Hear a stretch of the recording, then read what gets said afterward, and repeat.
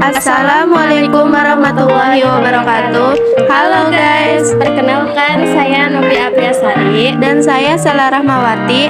Kami dari kelas 12 IPA 4 kelompok 1 ingin mempresentasikan tentang Konferensi Asia Afrika. Nah, kalian pasti bertanya-tanya kan, apa sih Konferensi Asia Afrika itu? Kalau kalian mau tahu, simak video ini ya.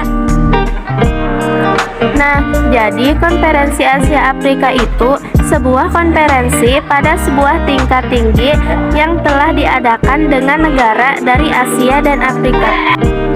Konferensi berlangsung pada tanggal 18 hingga 24 April 1955 dan sering disebut sebagai Konferensi Bandung karena diadakan di Gedung Merdeka, Bandung.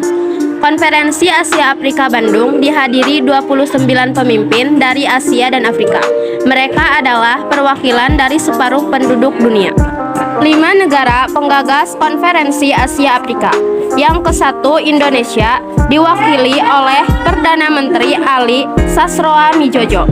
Yang kedua Sri Lanka diwakili oleh Perdana Menteri Sir John Kotelawala.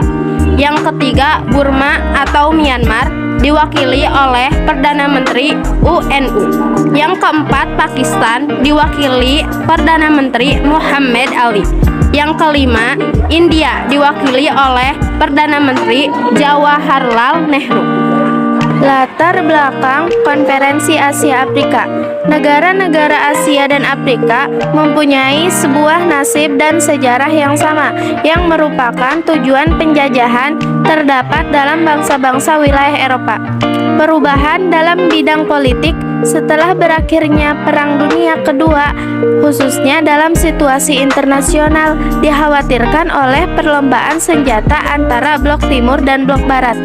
Dapat meningkatnya dalam sebuah kesadaran akan negara-negara Asia Afrika yang masih dijajah untuk kemerdekaan. Belum ada kesadaran persatuan di antara negara-negara Asia merdeka, di mana dalam wilayah Amerika Serikat dan Rusia kemudian terlibat. Peran Indonesia dalam Konferensi Asia Afrika yaitu 1. Sebagai negara pemrakarsa konferensi, 2. Sebagai tuan rumah konferensi Panca-Negara di Bogor 28 sampai 29 Desember 1954 sebagai pertemuan pendahuluan Konferensi Asia Afrika.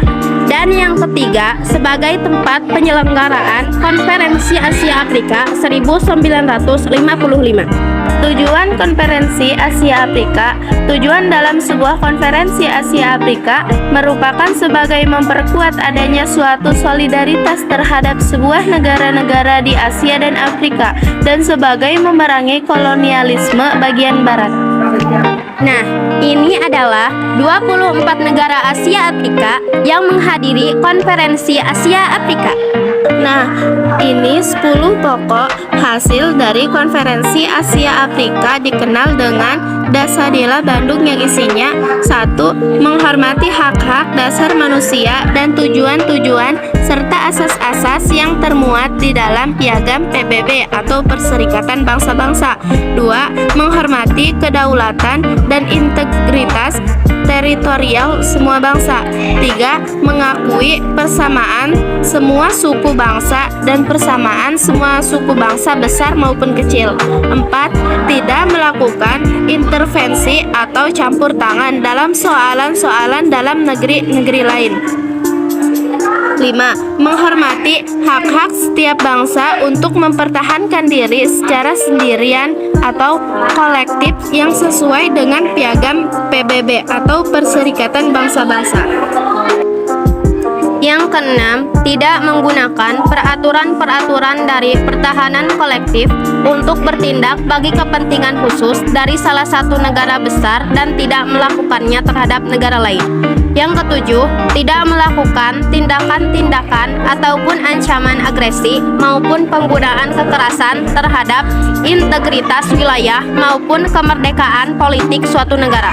Kedelapan, menyelesaikan segala perselisihan internasional internasional dengan jalan damai, seperti perundingan, persetujuan, arbitrasi, ataupun cara damai lainnya, menurut pilihan pihak-pihak yang bersangkutan sesuai dengan piagam PBB.